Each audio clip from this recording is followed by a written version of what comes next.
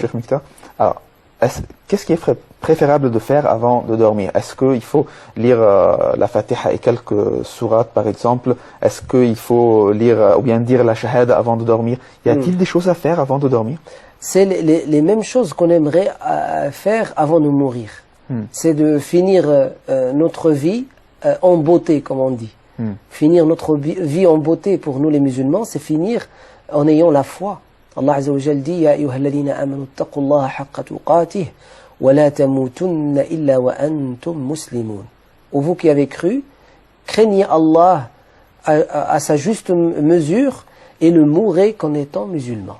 Et donc mourir en tant que musulman, c'est-à-dire en étant dans la shahada, dans la foi et ainsi de suite. Le minimum. Est-ce qu'il faut faire les ablutions avant de voilà, c'est une sunna. Mais le minimum, c'est la personne qui sait rien du tout, elle dit ashhadu an la ilaha illallah wa ashhadu anna Muhammadan rasulullah avant de dormir. La personne qui ne sait rien. Et même si elle ne sait pas le dire en arabe, elle le dit en français avant de dormir. Mais sinon, il y a une méthode prophétique pour dormir, pour permettre à l'âme de sortir dans l'apaisement et qu'elle vive durant ce sommeil dans l'apaisement. Premièrement, c'est les ablutions. Le prophète sallallahu alayhi wa sallam, il avait dit que les ablutions c'est l'arme protectrice du musulman. Et donc là, on a une arme qui nous protège contre qui? Le démon.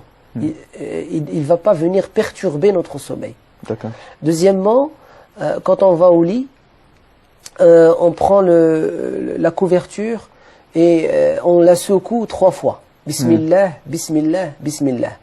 Bon, à l'époque du messager de Dieu et de nos jours dans le désert ou dans les campagnes et ainsi de suite, il se peut qu'il y ait des bêtes qui sont dans le lit. Donc même le geste, il est vital, il est très important.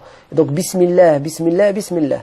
Et il y a une version dans un hadith du messager de Dieu, alayhi salam, qui disait que shaitan, le démon, un démon ou n'importe lequel, peut être sur mon lit. Et quand je secoue mon lit, je secoue ma couverture contre mon lit 3 fois en disant Bismillah et il fuit. Il ne reviendra plus me perturber dans mon sommeil. Puis après, je m'assois sur mon lit. Je monte sur le lit, je m'assois. Je ne me couche pas encore. Je prends les mains, comme il faisait le messager de Dieu, les 2 mains. Je les rapproche de ma bouche. Et je récite 3 fois Surat Qul Huwallahu Ahad. Et puis, je passe mes 2 mains sur ma tête et sur ma partie de droite et ma partie de gauche, là où je peux toucher. Là où je peux toucher avec une sorte de rosle ici? C'est une sorte de bénédiction. De bénédiction. Par le Coran. Et de protection.